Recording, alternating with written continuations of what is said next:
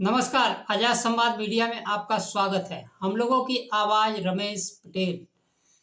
Nobel का शांति पुरस्कार लोकतंत्र योद्धा मारिया की कोरिना मचादो को मिला। हरियाणा के आईपीएस अधिकारी वाई पूरन कुमार को न्याय मिलेगा। समय के साथ खबर पाने के लिए चैनल को सब्सक्राइब करें। नमस्कार, खबर विस्तार से। नोबेल का शांति पुरस्कार मारिया मचादो को वेनेजुएला के लोगों के लिए लोकतांत्रिक अधिकारों को बढ़ावा देने के लिए न्यायपूर्ण और शांतिपूर्ण तरीके से तानाशाही के सामने लोकतंत्र के लिए संघर्ष करने के लिए दिया गया।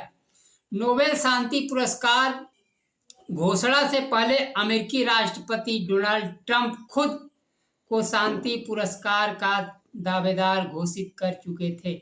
उन्होंने दुनिया के कई देशों में सैन्य संघर्षों को संघर्ष विराम कराने का श्रेय ले चुके हैं। ताजा संघर्ष विराम गजा में हमास इजराइल के बीच संघर्ष विराम की घोषणा की थी। ट्रंप ने भारत पाकिस्तान के युद्ध ऑपरेशन सिंदूर को भी संघर्ष विराम कराने का श्रेय लिया था।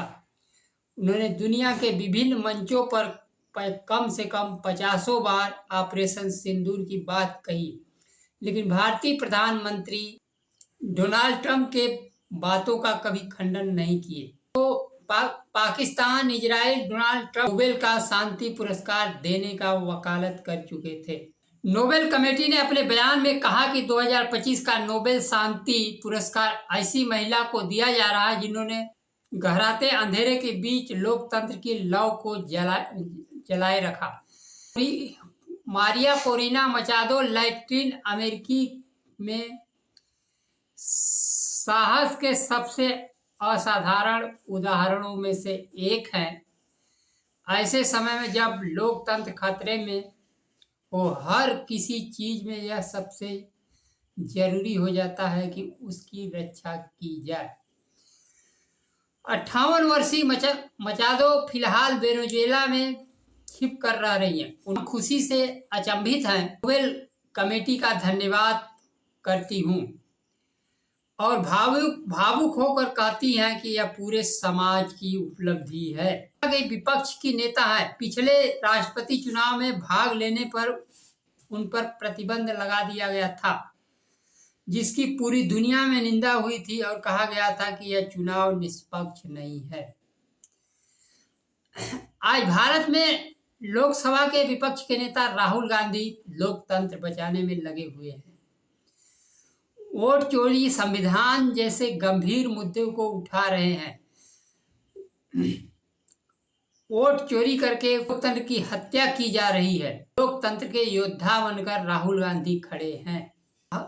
हर संवैधानिक संस्थान को कमजोर करके योजनाबद्ध तरीके से किया जा रहा है। चुनाव आयोग वोट चोरी कर रहा है, जांच भी नहीं करा रहा है और ऊपर से उल्टे विपक्ष से सबूत मांग रहा है। यही स्थिति संवैधानिक संस्थान न्यायपालिका का भी है।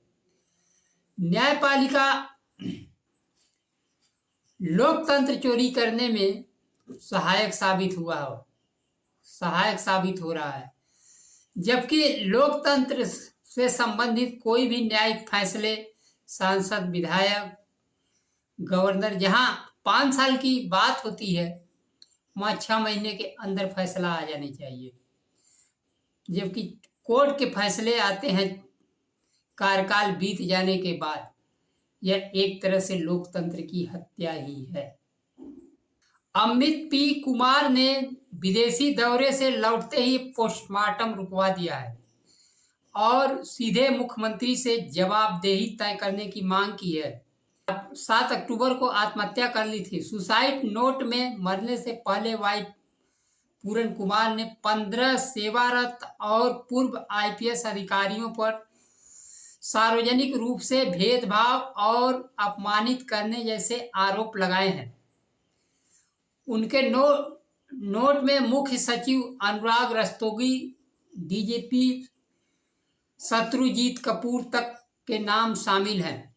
पूरन कुमार ने सुसाइड नोट में आरोप लगाया कि उनके बैचमेट मनोज यादव, पीके अग्रवाल और टीबीएसएन प्रसाद ने मिलकर उनके साथ जाति आधारित उत्पीड़न किया गया है। परिवार का कहना है कि जब तक न्याय के दिशा में ठोस कदम आगे नहीं उठाए जाते तब तक अंतिम संस्कार नहीं करेंगे। पत्नी अमनित पी कुमार आवेदन में लिखा कि यह सिर्फ आत्महत्या का मामला नहीं है बल्कि लगातार मानसिक शोषण का परिणाम है। इसलिए निष्पक्ष जांच के लिए सभी नामित अफसरों को संदिग्ध की सूची में रखा जाए। मुख्यमंत्री नायब सिंह सैनी पर दबाव बढ़ता जा रहा है। परिवार पहले न्याय फिर अंतिम विदाई की मांग पर अड़ा हुआ है। को घटना हुई थी। घटना को लेकर लोकसभा में विपक्ष के नेता राहुल गांधी ने लिखा, कुमार जी का आत्महत्या उस गहराते सामाजिक जहर का प्रतीक है जो जाति के नाम पर इंसानियत को कुचल रहा है। जब एक आईपीएस अधिकारी को उसकी जाति के कारण अपमान, अत्याचार सहने पड़े तो सोचिए आम दलित नागरिक किस हालात में जी रहे हैं। रायबरेली में हरिओम वाल्मीकि की पीट कर हत्या, मुख्य न्यायाधीश के ऊपर जूते फेंकने की कोशिश और अपमान। अब पूरन जी की मृत्यु के ये घटनाएं बतलाती हैं कि वंचित वर्ग के खिलाफ अन्याय अपनी चरम सीमा पर है। भारतीय जनता पार्टी और आरएसएस की नफरत और मनवादी सोच ने समाज को विष से भर दिया है। दलित, आदिवासी, पिछड़े, मुस्लिम आज न्याय की उम्मीद खोते जा रहे हैं। यह संघर्ष केवल पूरन जी का नहीं है, हर उस भारतीय का है जो समानता, न्याय, संविधान में विश्वास रखता है। आज के लिए बस इतना ही। नमस्कार। जय संविधान।